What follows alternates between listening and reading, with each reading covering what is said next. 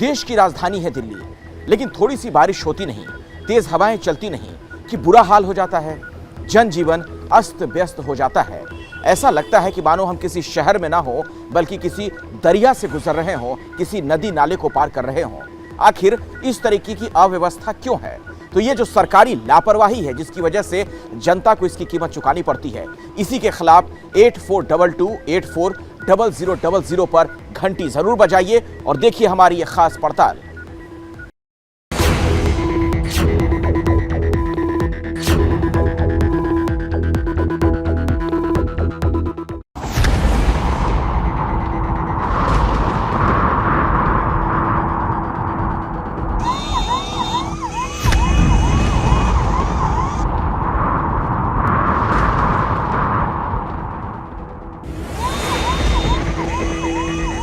दिल्ली के सबसे पॉश इलाकों में से एक वसंत विहार, जहां लोगों को ट्रैफिक जाम से बचाने के लिए बनाया गया फ्लाईओवर कुछ घंटे की तेज बारिश में ही पानी से लबालब हो गया और जाम की परेशानियों में डूब गए फ्लाईओवर से गुजरने वाले।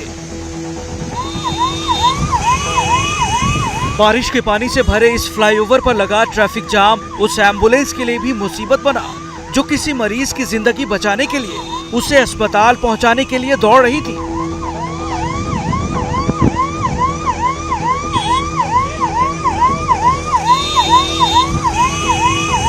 दिल्ली की सबसे व्यस्त सड़कों में से एक बदरपुर मेहरौली रोड, जहां कुछ घंटे की तेज बारिश कई लोगों की जिंदगी पर संकट लेकर आई।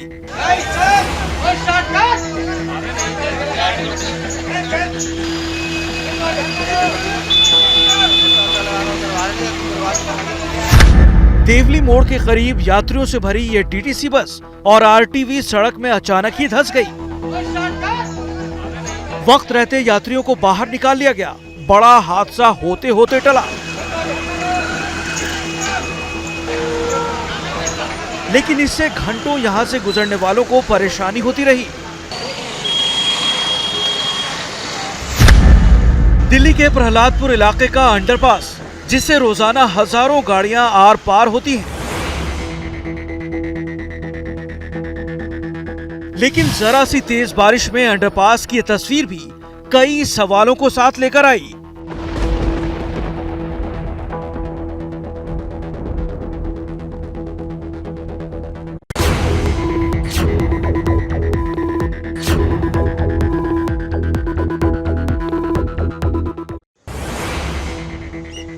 एक दिन पहले तक दिल्ली एनसीआर में लोगों का भीषण गर्मी और उमस से बुरा हाल था। तेज आंधी और हवाओं के साथ मौसम ने करवट ली।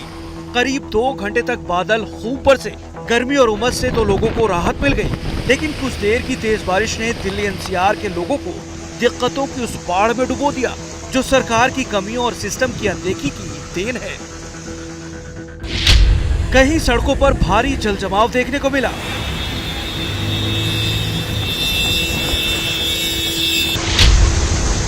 कहीं फ्लाईओवर पानी से भरे दिखे,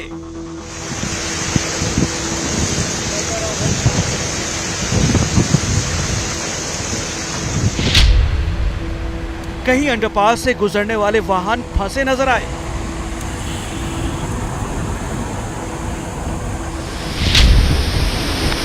तो कहीं तेज हवाओं के साथ हुई बारिश बड़े बड़े पेड़ों को जड़ से उखाड़ दिया। कई जगह पेड़ों की बड़ी डाल भी टूटकर गिरी।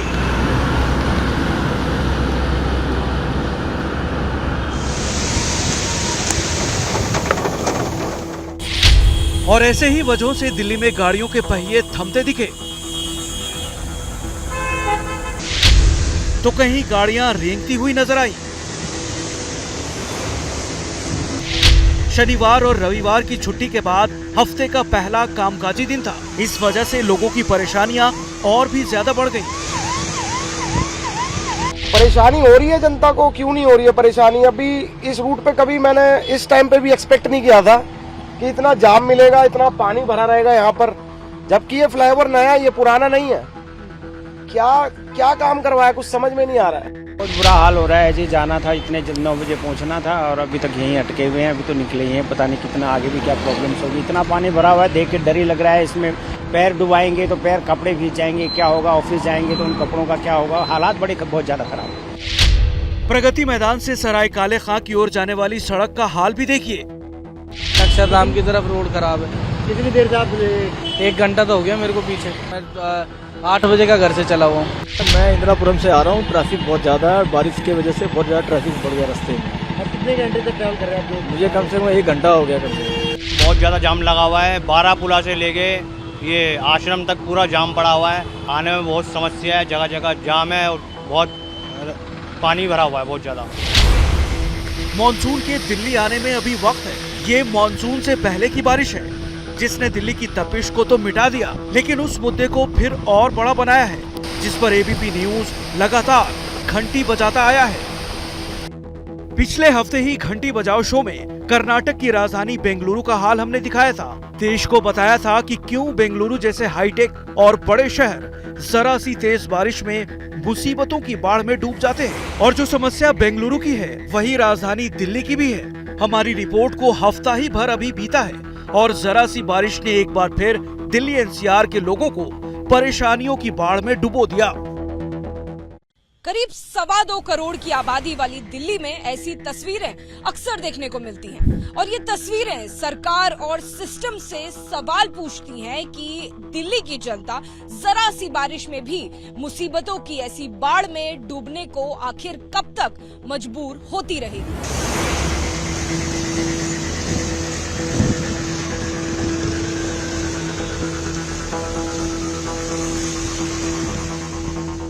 ये वही दिल्ली है जहां लोकतंत्र का सबसे बड़ा मंदिर यानी संसद भवन है। ये वही दिल्ली है जहां से देश की सरकार चलती है और दिल्ली राज्य की भी।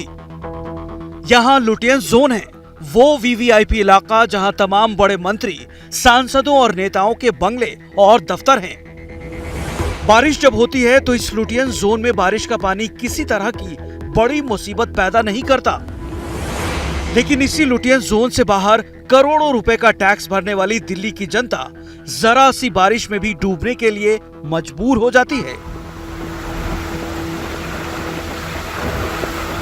ऐसे में सवाल है सरकार से और उसके अधीन विभागों और अधिकारियों से कि ऐसे लुटियन जोन क्या कभी देश की जनता को भी मिलेंगे जो बारिश और बाढ़ से उन्हें बचाए।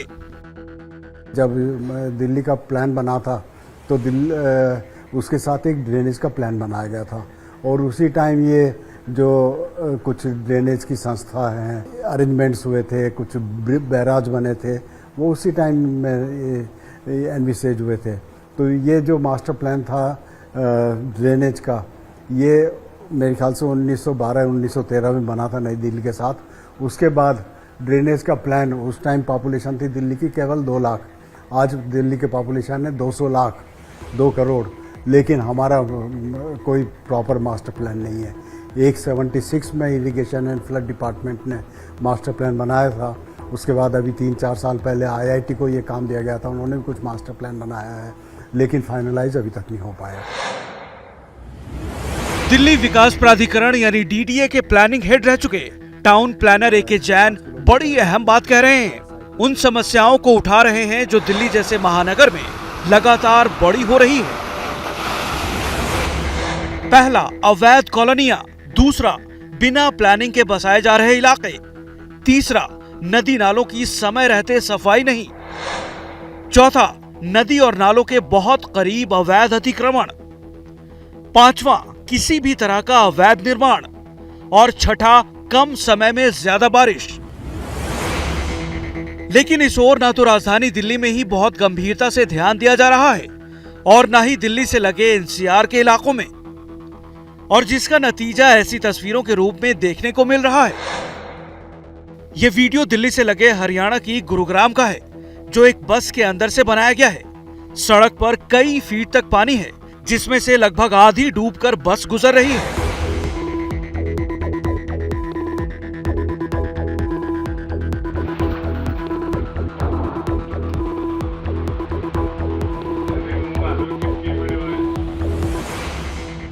इस चलती बस के बाहर गुरुग्राम की सड़कों का यह हाल किसी को भी हैरान कर सकता है। यहाँ पानी में डूबी सड़क पर एक खाली स्कूल बस फंसी है, तो जिस बस से वीडियो रिकॉर्ड हुआ है उसके अंदर का हाल भी देखिए।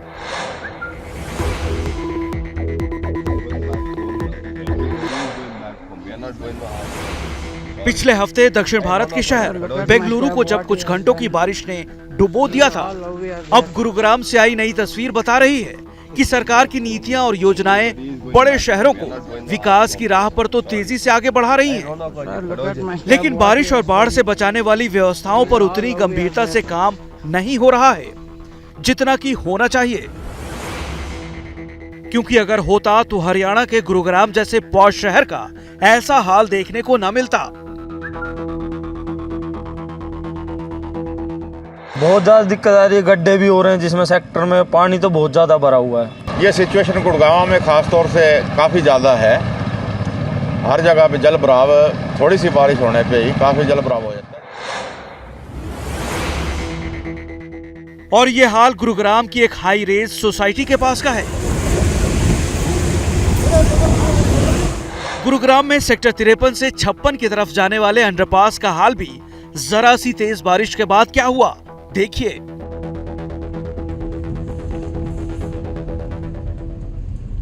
ड्रेनेज से संबंधित है ट्रांसपोर्टेशन, जैसे कि अगर आपका ड्रेनेज प्रॉपर नहीं है या गड्ढे हैं या वहाँ पर पानी भर जाता है तो ट्रांसपोर्टेशन अफेक्ट होता है। सीवरेज, ग्रीन डेवलपमेंट और सारा का सारी चीज़ें एक साथ सम्मिलित रूप से प्लान की जाती हैं। एड हॉक जो मेजर्स होते हैं ना, डिसिल्टिंग कर दिया, सफाई कर दी, नालियाँ खोल दी, ये कोई सॉल्यूशन नहीं है। लॉन्ग टर्म में हमें सोचना पड़ेगा कि इसकी ड्रेनेज की हमें क्या करें, और सस्टेनेबल ड्रेनेज और क्लाइमेट चेंज इसको ध्यान में रखना होगा। राज्यों में बाढ़ के अलावा दिल्ली, मुंबई और बेंगलुरु जैसे महानगरों में कम समय की बारिश में जलभराव और ट्रैफिक जाम जैसी समस्याएं बहुत बड़ी होकर उभरी हैं। 2014 में श्रीनगर और 2019 में पटना शहर का हाल भी सबने देखा। इससे पहले साल 2000 में हैदराबाद, 2001 में अहमदाबाद, 2007 में कोलकाता और 2015 में चेन्नई की तस्वीरों ने भी हर किसी को चिंता में डाला। हालांकि सरकारें दावा करती हैं कि उनके पास जनता को ऐसी बारिश और बाढ़ से बचाने के लिए नीतियां और योजनाएं हैं जिन पर लगातार काम हो रहा है। जैसे मॉनसून से पहले दिल्ली में जलभराव को रोकने के लिए 6 सड़कों को ऊंची करने की मुहिम दिल्ली सरकार की PWD विभाग बहुत जल्द शुरू करने वाली है। दावा है कि जल जमाव जैसी समस्या ना हो, इसके लिए निकासी नाले और अतिरिक्त स्टॉर्म वाटर ड्रेन भी बनाए जा रहे हैं। तब शायद बार बार ऐसी बारिश में डूबने वाली दिल्ली की मुश्किलें कुछ कम हो पाएं। लेकिन अगर तस्वीर तब भी नहीं बदली तो घंटी फिर जरूर बजेगी। दरअसल महाराष्ट्र की राजनीति में एक अजीबोगरीब चीज देखने को मिल रही है।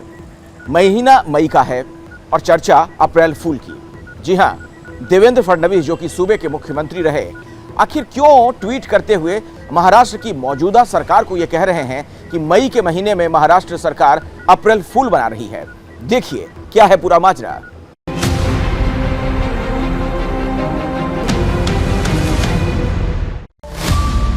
क्या मोदी का क्रेडिट चुरा रहे हैं उद्धव ठाकरे?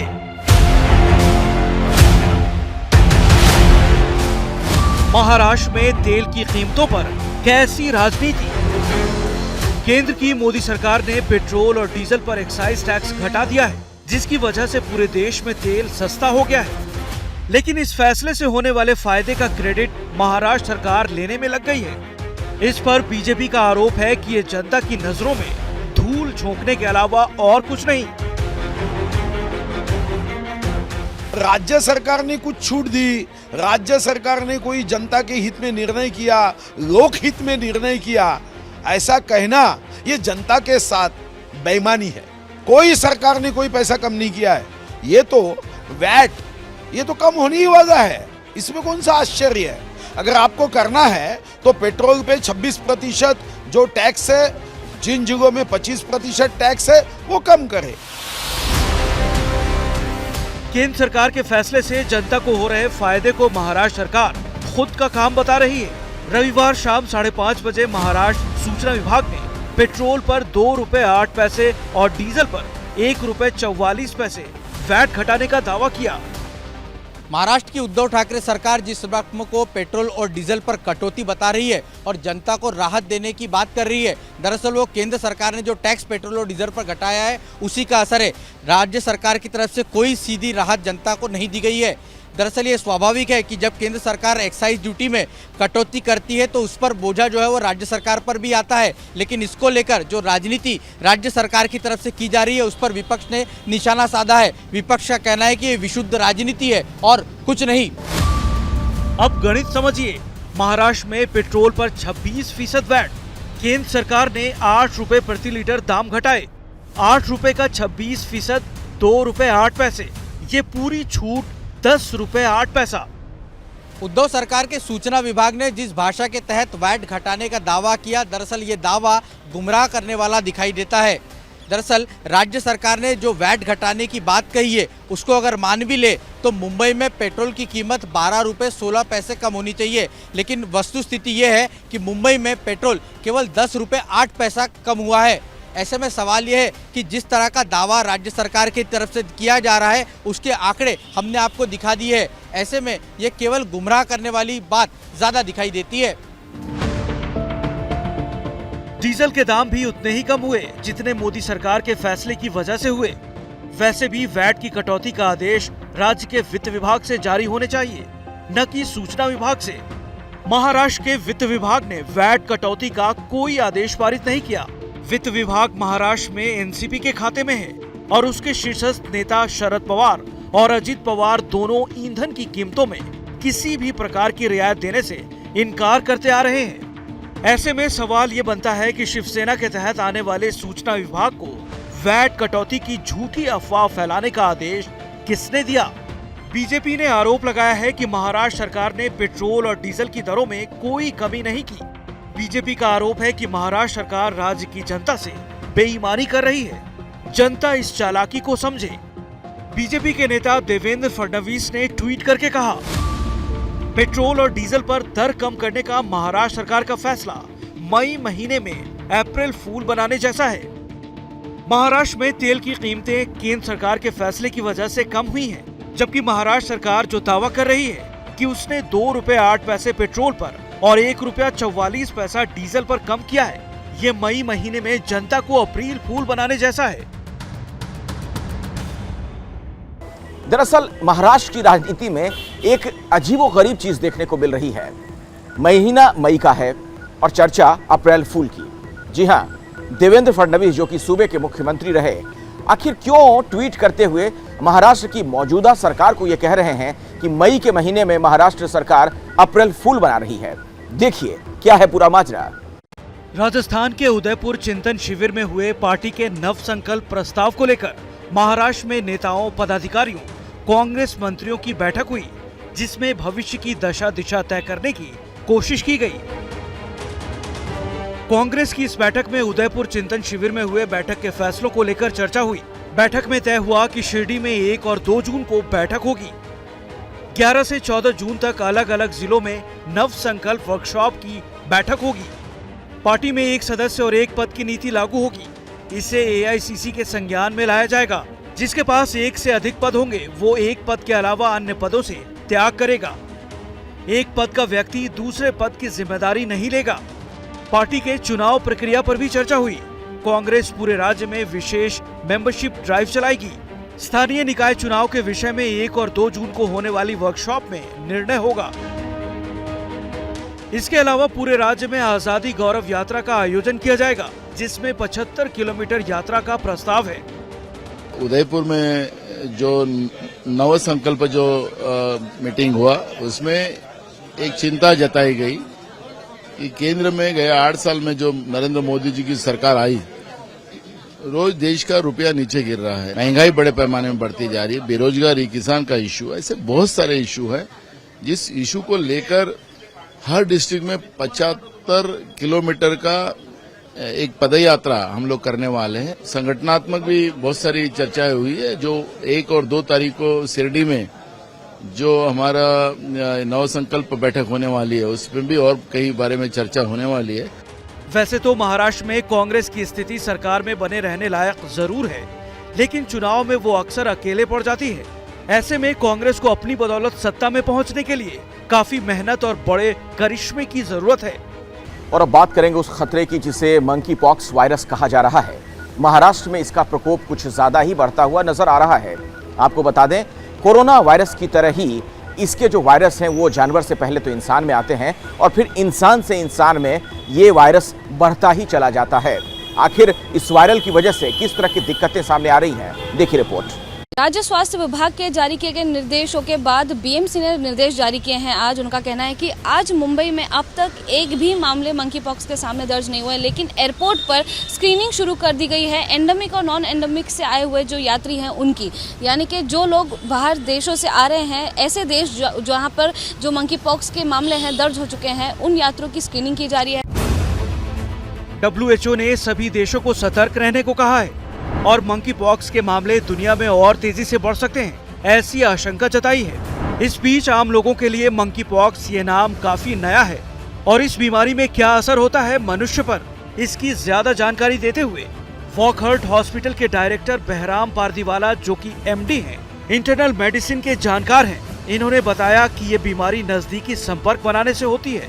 डॉक्टर ने जानकारी देते हुए कहा कि मंकी पॉक्स आम पॉक्स की बीमारी की तरह ही है। जैसे कि पॉक्स की बीमारी के वक्त शरीर पर दाने आ जाते हैं और फिर दानों में पानी भर जाता है और फिर वो सूख जाते हैं। ये करीब 3 हफ्ते में ठीक हो जाता है। ये जो रेजर्वायर है मंकी पॉक्स का, ये एक्चुअली रोडेंट्स मतलब रैट्स, वाइल्ड रैट्स के अंदर कहता है कि इसका रेजर्वायर है। एंड हम ह्यूमंस और monkeys we are secondary host, incidentally हमें हो जाता है। उसके लिए आपने देखा होगा कि 91 या 92 पेशेंट्स ही पूरे दुनिया में अब तक हुए हैं। इसके सिम्टम नॉर्मली स्प्रेड होता है स्प्यूटम से, आप खांसी करेंगे या आपके ड्रॉपलेट्स बाहर जाएंगे, उससे स्प्रेड होता है। कोरोना महामारी के बाद दुनिया के 12 देशों में मंकी पॉक्स की इस बीमारी से संक्रमित मरीजों की पुष्टि हुई है। इस बीच देश की आर्थिक राजधानी मुंबई भी अब सतर्क हो गई है। मुंबई महानगर पालिका ने अन्य देशों से आने वाले यात्रियों पर नजर रखने का फैसला लिया है। साथ ही कस्तूरबा अस्पताल में एक अलग वार्ड बनाया गया है, जहां 28 बेड्स की क्षमता है। संदिग्ध मामलों के सैंपल NIV पुणे में भेजे जाएंगे। स्थानीय जिला अधिकारी से लेकर जो स्वास्थ्य विभाग है उन्हें इसकी पूरी जानकारी दी जाएगी और अगर पॉजिटिव रिपोर्ट आती है और इसका इलाज शुरू होता है मरीज का, तो फिर खुद की सुरक्षा के लिए जो नियंत्रण तरीके हैं उनका पालन करना जरूरी होगा और फिर आइसोलेशन और क्वारंटाइन होना जरूरी होगा।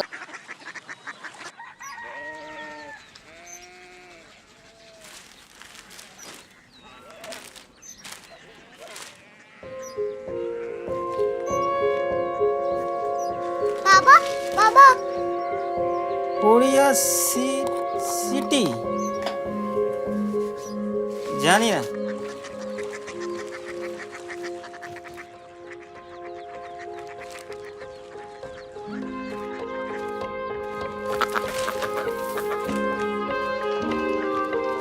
Korea city.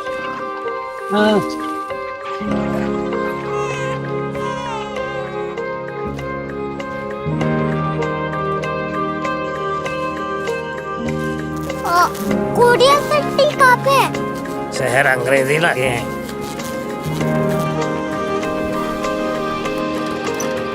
Korea city.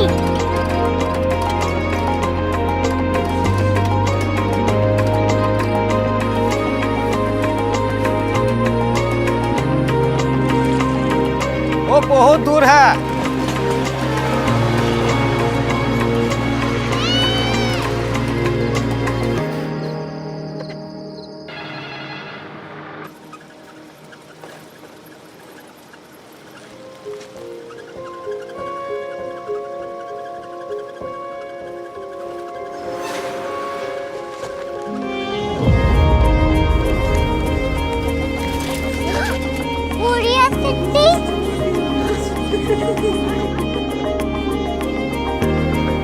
दुनिया कुछ लोग बड़े होते हैं। कोरिया सिटी कहाँ है? प्रोफेसर साहब को पता होगा।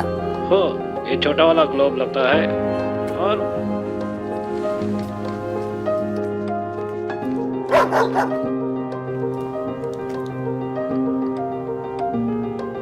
पता नहीं, मेरी बेटी से जाके मिल लो, शायद उसे मालूम हो।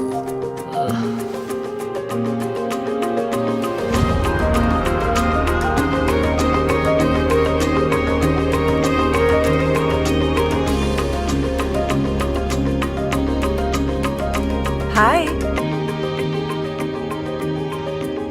बाबा ने भेजा है। Come here.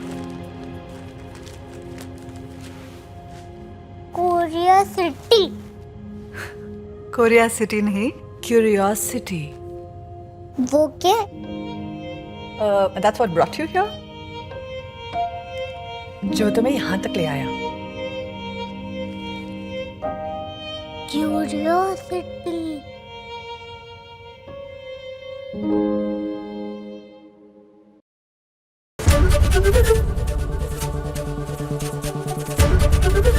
एबीपी न्यूज आपको रखे आगे।